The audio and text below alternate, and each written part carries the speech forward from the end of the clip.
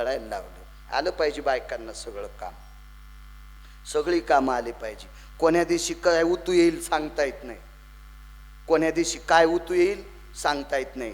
गॅसचा जर लय उतू आला असतं ना, मागच्या महिन्यामध्ये गॅस लय उतू आलते, म्हणजे कोणाला भेटू लागले का नाही, बळच न्यामून लागली गॅस सिलेंडर, उतू नव्हते आले नाही का. जरा चुकून बोललो मी.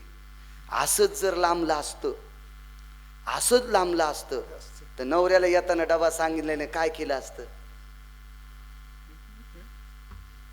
त्याच्यामुळं कधी कधी चूल पण पेटीत आली पाहिजे, नको दाळता येऊ देऊ, घोगऱ्या शिजून खाता येत्याला, आलं पाहिजे. काय नैसर्गिक आपत्ती येईल काय सांगता येत नाही. द्रौपदीला दळता येत होतं, दळता येत होतं तिला, दळतात. विरा पांचाळ नरेशाची मुलगी होती महाराज. 48,324 दाशा भाऊबीजीच्या दिवशी भेटावा. तिचा बाप भिकार छोटा असेल का, काय बाप असेल. 48,324 दाशा देणारा बाप, आणि एवढ्या घरची पोरगी दळत होती. दळायला बशीला राणीनं, बाई ए शरंध्री जी दळावं लागतंय. जात फटकून घेतलं, पाळू टाकून दिली, खुंटा ठोकला, डावा पाय लांबवला, उजवा पाय मुडपवला, सुपात धान्य घेतलं आणि दळायला सुरुवात केली. पण शहाणीबाई मुक्यानं दळीत नसती, मुक्यानं दळीत नसती.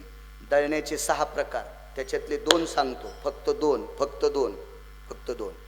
लग्नात जर दळायचं असेल तर एकटी दळत नाही, दोघी दळतात, आणि दोघी दळतात आणि बाकीच्या 7-8 जणी सुवासनी गाणे म्हणतात भगवान गणेशाचे, हे दळणं.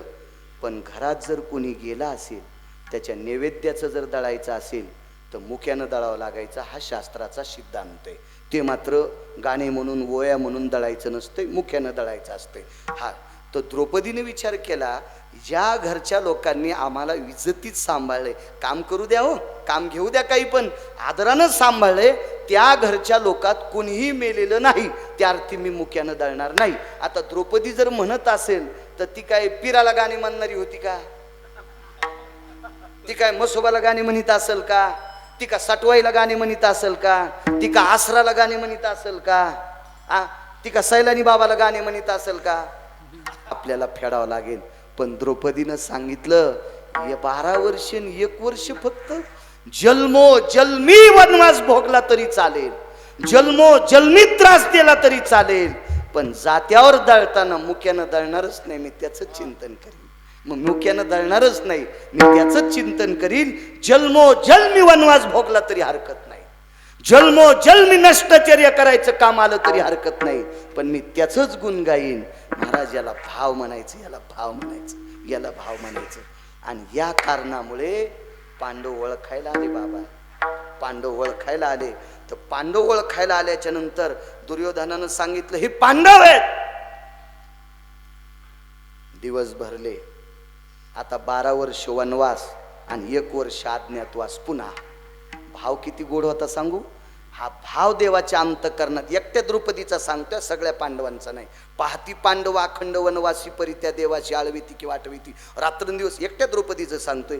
इतकी भाविक द्रौपदी, विटेवरच्या मालकानं सरस्वतीला आमंत्रित केलं. भोसले गुरुजी सरस्वतीला आमंत्रित केलं. अक्षराची देवता आहे. आणि तिला सांगितलं, बाई तुला पंचांगातले करण, बव, पळ, निमिष, चरण, लाघव हे सगळे बदलायचे.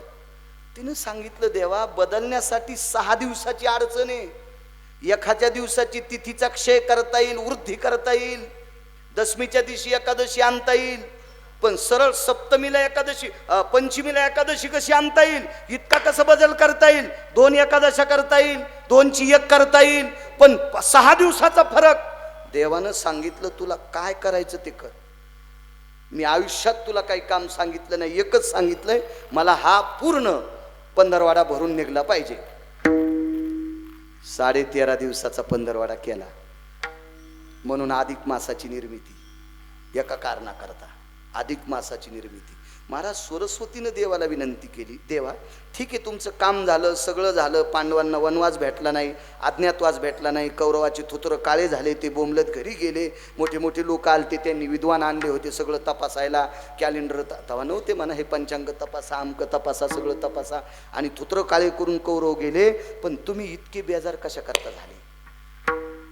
देवानं हा पुरावा दिला, सरस्वती माते द्रौपदीचं मी धर्माच्या रूपात तोंड दाबलं, धर्माच्या रूपात तोंड दाबलं की तू कृष्णाचं भजन करू नकोस, तू जर भजन केलं तर कौरव तुला ओळखतील, त्याचे गुप्तचर इथं राज्यात फिरत आहेत, त्याची माणसं पेरलेली आहेत, ती ओळखतील तुला, कौरवांना संदेश देतील, आणि पुन्हा 12 वर्ष वनवास आणि 1 वर्ष अज्ञातवास. सरस्वती ऐक तिचं वाक्य, जन्मी वनवास स्वीकारील, पण दळताना मी त्याचंच भजन करील, मी दळताना त्याचीच गुण गाईल.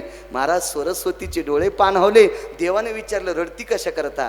त्यानं सरस्वतीनं सांगितलं, प्रभू आता कळालं तुम्ही पांडवांकरता द्रौपदीसाठी इतके पागल का झाले, कारण द्रौपदीचा भाव तितका गोड होता, याच्याकरता तुम्ही तितके वेडे झाले, आणि इतका भाव देवा गोड असावा तर देवाला ती भाविक आवडतात, म्हणून पहिल्या कडव्या भाविकाची आवडी देवा